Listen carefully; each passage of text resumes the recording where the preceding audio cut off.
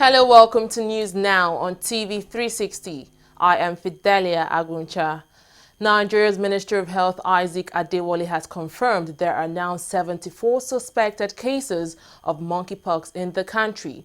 Addressing newsmen after the Federal Executive Council meeting on Wednesday, Adewale also confirmed the outbreak has spread to 11 states.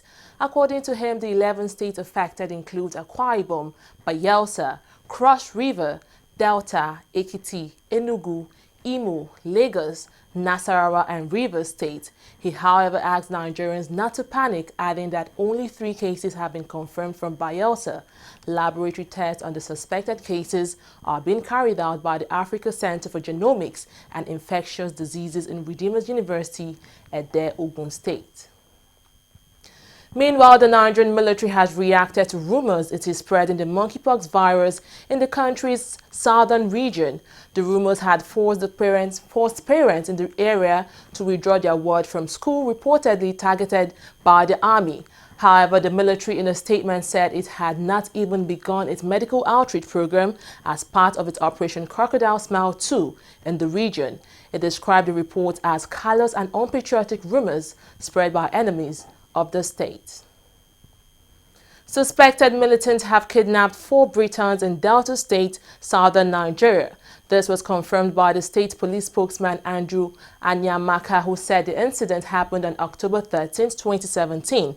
Andrew said the victims had been rendering humanitarian aid in the state but did not inform the police of their presence. He assured the police are currently on the trail of the suspect.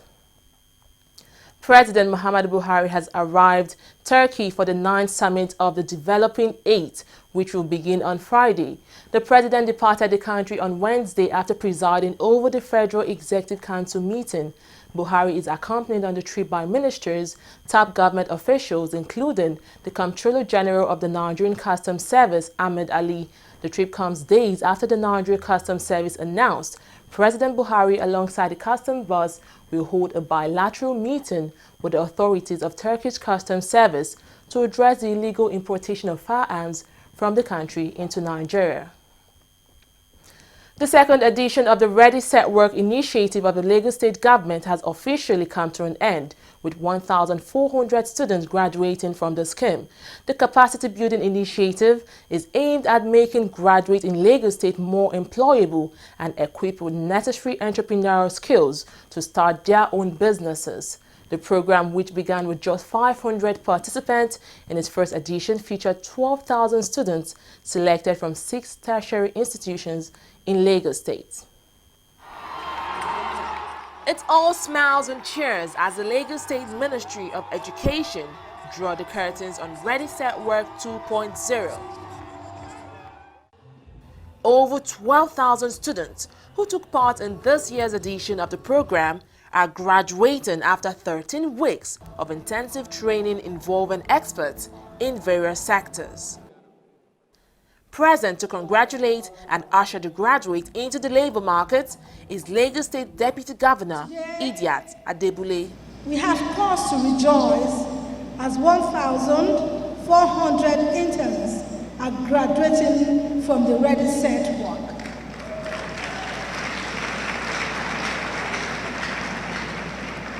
The 1,400 interns that are graduating from the ReadySet work initiative after passing through rigorous training and mentoring by experienced leaders in the various sectors of entrepreneurship, especially in youth development. This initiative has produced a total of 2,000 interns since inception, and they are like eagles soaring high in their various areas of endeavors. Adding their voices to that of the Deputy Governor, Vice Chancellors and Provosts of various institutions in the state, as well as the Special Advisor to the Governor on Education, Obafemi Bankolemo, urged the graduates to make good use of the opportunities they have been given. The expectation is that every graduate must be able to demonstrate capacity to think critically, communicate clearly, and solve complex problems. I am in position to know, because on a daily basis, I see the huge transformation in the confidence and gait of our students, as has been displayed here today. The last 13 weeks has certainly not been routine for our world-class young adults. Even those who are not in the ReadySet work class have by association caught the ball. And we are confident that the graduates that we have here are the best in the country. The skills they've learned are things that people pay millions of naira to learn, and learn it for free. So we're very excited. You know, it's a commitment of His Excellency to ensuring that we build our people.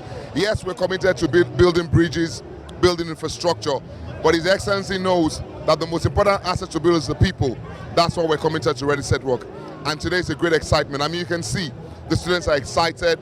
We have 5 businesses that we're going to incubate and also fund. You know, so we're confident that what we're doing here today is ensuring that we have the labor force that will help drive the Lagos economy from the 5th largest in Africa to the 3rd largest in Africa. And Led by authorities of their various institutions, the graduates were then administered the oath of honor. I pledge. Outstanding participants during the 13 weeks training were awarded with internship slots at top organizations in the state, while 5 students with outstanding business ideas were given seed funding worth about 8 million naira to transform their ideas into full businesses. ReadySet are actually giving us a platform, a very good platform to work with. And I think that's the best thing that anyone can actually ask for at this time in Nigeria. I know that this is the beginning of new work for us, because what it means is that we have been given something and a lot of things will be expected from us. So what it means that hard work is what we have to start doing now, and how to execute whatever we have pitched to do. Employers have over time criticized the quality of graduates churned out from tertiary institutions in the country. The ReadySet Work Initiative is Lagos State's direct answer to the problem, but it goes a step further to make graduates employers of labor as well. Fidelia Aguncha, TV360, Lagos. The United Nations Population Fund has expressed its resolve to stem the rising tide that threatens the lives and well-being of the girl child. The fund's executive director, Natalia Kanem, says the international body has offered to provide adequate information for gender equality and for the health, rights and general good of women and girls. The new director was speaking at her maiden press briefing in Abuja, Nigeria's capital. Many young teenage girls are falling pregnant in Nigeria at a time when it interrupts their education. At times it's because they are victimized. They don't understand the fundamentals of pregnancy. So why would I blame my daughter if I did not provide information for her to protect herself from people who might want to misguide her? Whether it's at home, whether it's at school, whether it's on the web, UNFPA wants to put as much good information in the hands of young people so that they can make an intelligent choice about things that can really have a huge effect on their ability to compete in a society where education is still very fundamental. So we should not hoard information, we should share information, and it should not be misinformation, it should be correct, life-saving information. A group of civil society organizations in Nigeria is demanding an immediate response from President Muhammadu Buhari's administration to the raging contract scandal in the Nigerian National Petroleum Corporation and other graft-related allegations leveled against top officials. The coalition says it will stage a sit-out tagged Buhari Act or Quit in Abuja, the nation's capital, to drive home their demand. Corruption to this government, as we were told, is a practice of yesterday, a practice of the past. But in the past 1 year, allegation after allegation has been leveled against principal elements of this government. Mr. President, on whose table the buck stops has refused to either initiate investigation or refused or neglected to at least say a word on these individuals whose hands have been found fiddling the tills of our country. We're asking you, for those that have been alleged to have stolen public funds, Mr. President, bring them to book. The reason why we are gathered here is to ask pertinent questions. And it is important to note that the critics of yesterday, who were heroes of yesterday and patriots of yesterday, are now in government and now see the critics of today as enemies of Nigeria. But when they criticize government policies yesterday, nobody called them enemies of the country. They were celebrated as patriots, but today they see anyone that is expressing any view or opinion contrary to the stand of government as enemies of the state. A federal high court in Abuja on Wednesday adjourned the trial of former governor of Jigawa State, Sule Lamido. Lamido is being prosecuted alongside his two sons, Aminu and Mustafa, as well as two others by the Economic and Financial Crimes Commission (EFCC) on 27-count charge bordering on abuse of office and money laundering. At the resumed hearing today, counsel to the defendant prayed the court to adjourn the case as it was his first appearance in the matter. Following no objection from the prosecuting counsel, the case was then adjourned until November 15, 2017.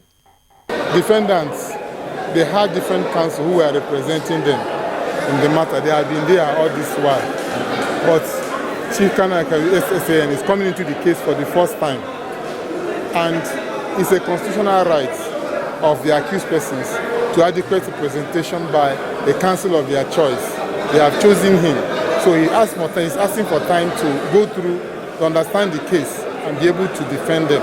So of course, there's no way you can object to that. I was on my own side, I was ready. I had up to 10 witnesses who came in from outside Abuja, from other places. I was ready to go on. I had prepared for the matter. A former National Security Advisor, Sambo Dasuki, has filed a motion at the Federal High Court in Abuja seeking an indefinite adjournment of his trial. In his motion, the former NSA is asking the court to adjourn his trial until the appeal court hears his motion against the secret trial request granted to the Nigerian government. However, counsel to the federal government in a vehement opposition to the request urged the court to dismiss the motion. After deliberation, the judge fixed November 15th for ruling on the motion. Nigerian women are asking for a trust fund to boost the chances of women contesting for elective positions in the country. It is believed the marginalization and poor representation of women in the Nigerian democratic system has always been a cause for worry. This has necessitated the forthcoming Nigeria Political Stakeholders Summit organized by the National Council of Women's Societies. The summit with the theme, Increasing Women Participation in Politics and Democratic Governance in Nigeria, is built for October 25th and 26th in Abuja. All political parties, relevant government agencies and international donors should partner with the National Council for Women's Societies to raise a trust fund to support women interested in contesting for elective offices in the forthcoming elections. Under this unfolding dispensation, the Nigerian woman will present a very united front henceforth, come 2019 and beyond. We shall henceforth enter into partnership to win elections with any serious political party that will agree to, first of all, prioritize issues that are important to women, and second, give women 35% of political party offices, 35% of nominations slots to contest for elective positions, and 35% of appointive positions in government once elections have been won. After all, it is women that line up, come rain, come shine, to elect people.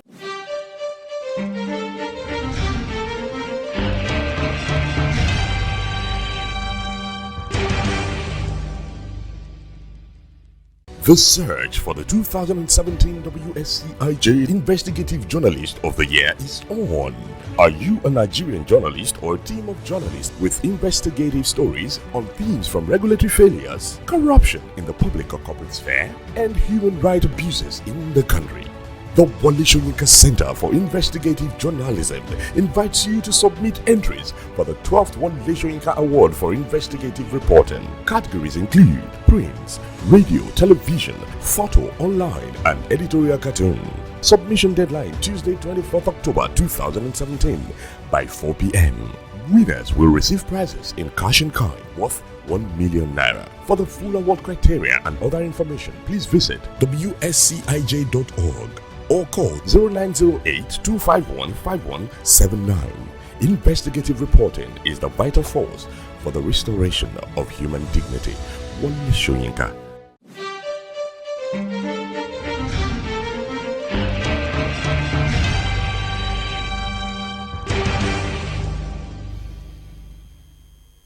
Welcome back. Let's take a look at the world of business with Ngozi Okoye. Thank you, Fidelia. Nigeria's external reserve has risen to the highest level in almost 3 years as it hit $33.11 billion. This development has put the country's reserve back at a level not seen since December 2014.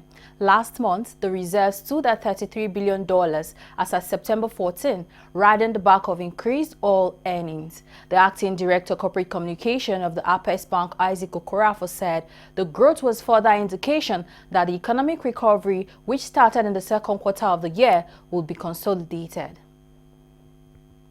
Brent oil prices rose to a 3-week high on Wednesday as weekly U.S. crude inventories are expected to have fallen sharply. It is reported that the 600,000 barrel per day oil, which flows through the Kurdish pipeline to the Turkish port, have dropped suddenly to around 225,000 barrels per day. Oil market investors were also closely following developments in the Middle East, where tension in northern Iraq were threatening to disrupt oil flows. Also, the geopolitical tensions around oil-rich Iraq and Iran has raised risk rewards. Meanwhile, the international benchmark Brent crude futures traded 39 cents high at $58.27 a barrel. Nigeria Security and Exchange Commission (SEC) has ordered the suspension of Owando shares. The commission ordered the Nigerian Stock Exchange to implement a 48-hour suspension of Owando shares, after which it would implement a price freeze until further notice. It cited concerns about possible insider trading and the oil company's shareholding structure as its main reasons. Owando, with dual listing in Johannesburg and Toronto, said it will issue a statement in due course. Its shares last traded at 5.99 kobo in Lagos. And on the stock market, equity transactions on the Nigeria Stock Exchange closed on a negative note on Wednesday, with all share index declining by 0.08% after a hard drag.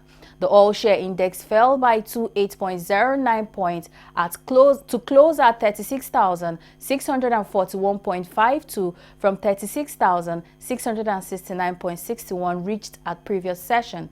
GlaxoSmithKline recorded the highest price gain to lead the gainers table. Presco PLC was next, then Nigeria Breweries and EcoBank Transnational Incorporated. Contrary, Total recorded the highest depreciation of 7.59%, followed by Flour Mill, Nascon, and Access Bank. Guarantee Trust Bank emerged the most traded equity, trading 37.05 million shares. Sterling Bank followed Access, then Fidelity Bank. The volume of shares was 198.634 million units, valued at 2.936 billion, traded in 3,543 deals. And that's it on business news. We will return to foreign and stock stories. Thank you.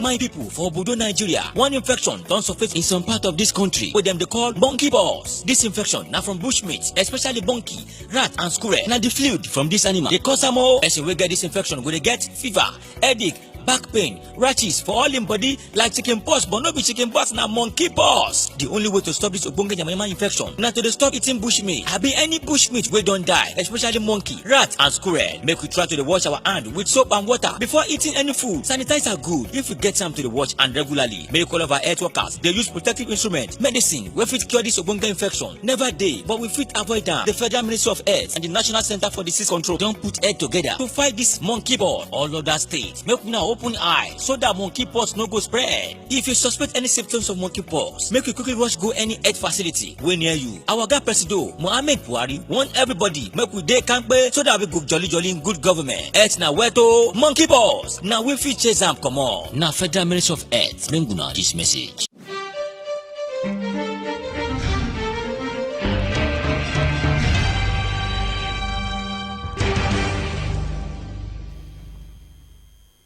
Glad to have you back.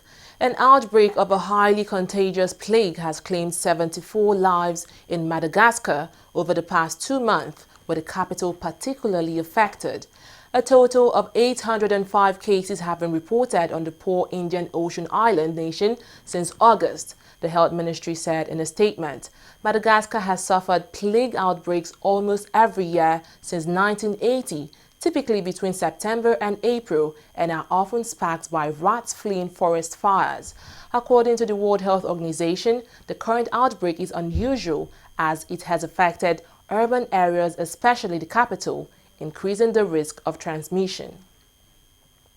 Kenya's opposition leader Raila Odinga on Wednesday called for a mass protest on October 26th, the same day the country is due to hold a presidential vote that he is boycotting. His call comes as top Kenyan Election Commissioner Roslyn Akombe quit and fled the country a week before a rerun of the presidential vote. Odinga has already withdrawn from the poll, which was mandated by the country's Supreme Court after the annulment of the August election.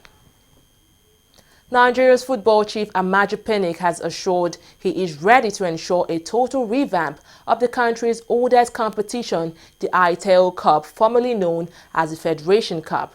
This year's edition, which was the first sponsored by All Giant ITEL, saw a complete overhaul of the competition. Champions Oka United pocketed the sum of 25 million naira, with runners-up Niger Tornadoes going home with 10 million naira. ITEL also procured a brand new trophy for the champion team. Pinnick has vowed to ensure the new changes remain permanent. Brazilian defender Marcelo has confirmed his lawyers are looking into tax fraud allegations against him. Prosecutors allege the Real Madrid star defrauded local tax authorities of over 490,000 euros in 2013, with offshore companies handling the money earned from his image rights.